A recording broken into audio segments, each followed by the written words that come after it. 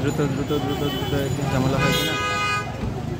পরীক্ষা শুরুর ৩০ মিনিট আগে অবশ্যই পরীক্ষার্থীদের পরীক্ষা কক্ষে আসন গ্রহণ করতে হবে। শিক্ষা বোর্ডগুলোর এমন নির্দেশনা থাকার পরও শেষ সময়ে কেন্দ্রে ঢুকছেন অনেক পরীক্ষার্থী। রোববার সকালে রাজধানীর ঢাকা সিটি কলেজ কেন্দ্রে এ চিত্র দেখা গেছে। পরীক্ষার্থীদের অভিভাবকরা বলছেন, মৌসুমি ভারী বৃষ্টির কারণে পরীক্ষা কেন্দ্রে আসতে পরীক্ষার্থীদের দেরি হচ্ছে। এই বৃষ্টিতে রাজধানীতে তৈরি হয়েছে দীর্ঘ যানজটের। বৃষ্টির দুর্ভোগ ছাড়াও যানজটের কারণেই এই দেরি।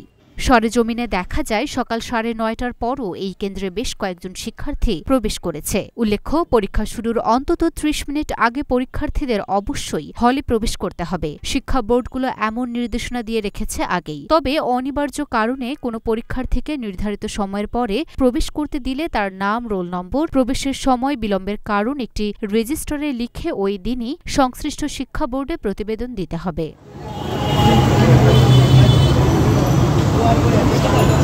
Luna Afroz, Nipa, Dhaka post.